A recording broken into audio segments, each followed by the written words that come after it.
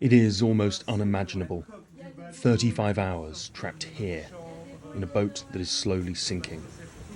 For Luciana, it has taken a terrible toll. I was ready to die.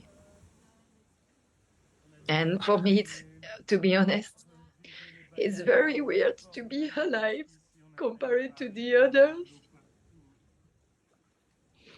She was one of the last people to be rescued from the Sea Story, a dive boat that sank in the Red Sea.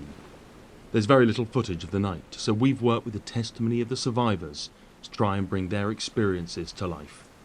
We remember looking at the boat and the boat kept sinking and we just screamed, "Swim away from the boat!" You know, we just wonder if something as simple as the lights were working, maybe we could have been seen, maybe the rescue could have been much faster and maybe more people would have been saved.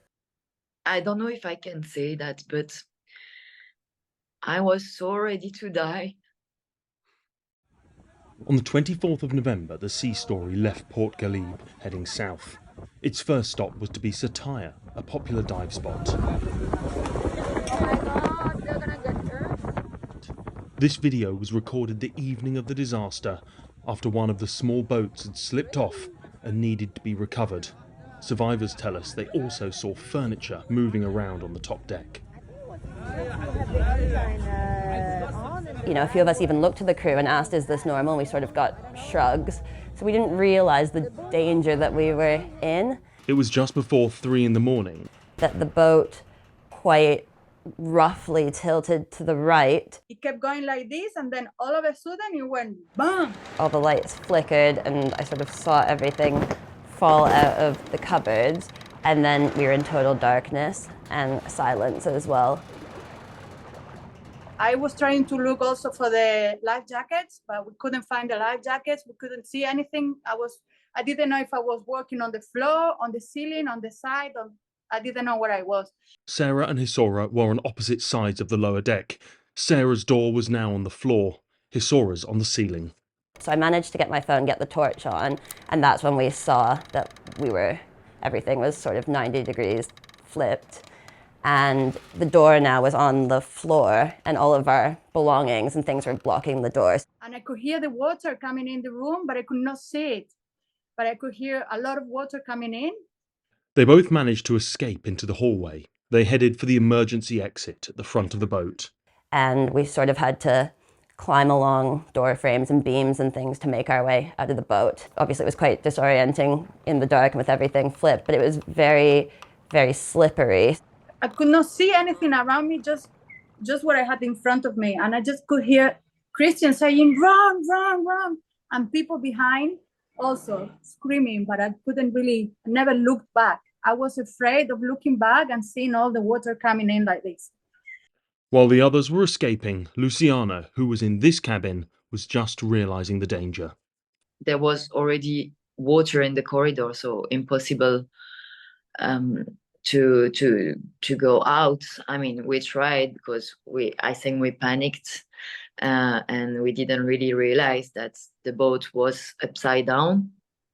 But yeah, we jumped and almost drowned. And then we appeared in this air pocket. And that was in the fuel tanks in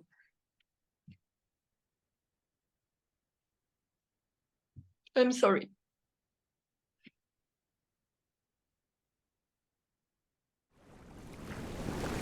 Hisora, Sarah, and many others made it to the upper deck.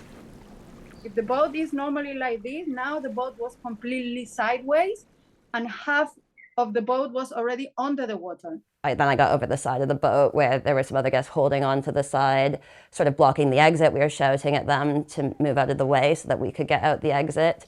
And then I was paralyzed because my friend kept saying to me, don't jump, because I think he could see from where he was that someone was trying to make the safety raft loose, but they couldn't. And there were other people now sort of coming out of cabins trying to get out, and I ended up just having to jump over them into the water. Someone pushed me and I fell down, and then we had to jump in the water, and I had no life jacket on, so The current was very strong, so my friend Chris got swept away one way, I was swept away another way. And I thought if the boat was going down, we needed to get away from it so that it didn't pull us down with it. I was swallowing a lot of water. I was really afraid. Everything was pitch black. The sky was black. The sea was black. We remember looking at the boat, and the boat kept sinking, and we just screamed, "Swim away from the boat!" Once others were a safe distance away, one of the instructors, Natalia, went back to look for anyone else. When she got back to the boat initially, there was no one there. It was all dark, but she heard people screaming from inside the cabins, and she swam around the outside of the boat trying to figure out which room they were in, and she found the window that they were screaming from, and she tried to do what she could, picked up debris, tried to break the window, but she didn't manage to do that. It's thought 16 people failed to make it out of the Sea Story before it submerged. Amongst them were Luciana, her partner Christoph, and a dive guide called Yusuf.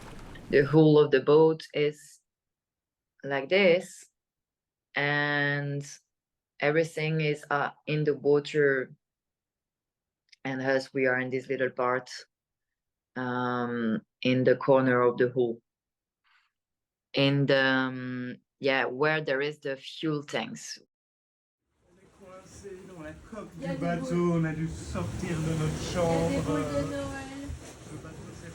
And this is where they were stuck, the air pocket that trapped them for 35 hours.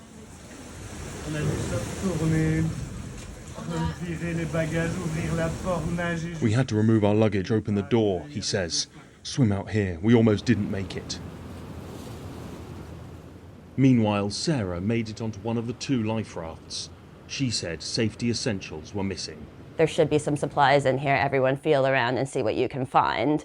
And we found a torch, but again, it didn't have any batteries in it. And we realized we didn't have any water or any food, despite being told that the rafts had that when we were in the briefing. There were some flares, but they'd already been used. I guess whoever had gotten in the raft initially had used those in the night. And we had a mirror as well and a whistle. I think 3 blankets, which we sort of shared out. The captain took one for himself, so he was in there. Over the next few hours, Sarah, Hisora, and 28 others were rescued and taken ashore, while Luciana and her group were still stuck in the hull of the Sea Story. We absolutely didn't think that someone would come. We heard this helicopter after 8 hours. At this point, we were very happy and we knew that they would come. But then after, we needed to wait 27 hours more, and we had no communication with outside, nothing. No one's tried to see if there was someone alive in there. We didn't hear any boat, we didn't hear anyone, we didn't hear anything, not even another helicopter. I was just wondering how I would prefer to die.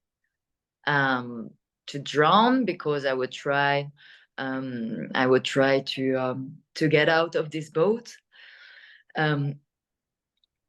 Or if I needed to wait, to be thirsty and hungry, yeah, I was ready to die. And for me, to be honest, it's very weird to be alive compared to the others.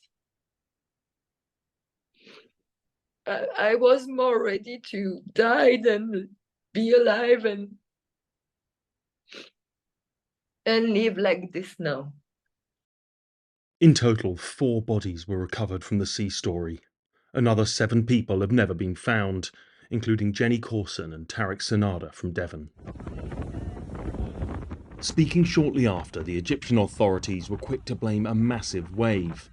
But this footage taken that night, plus the testimony of the survivors we've spoken to, calls that into question. It felt very rough on this boat, but when we were in the water, the waves weren't so big that, we weren't able to swim in them or anything like that. So it's not like it was extremely stormy or anything that seemed highly unusual with the conditions.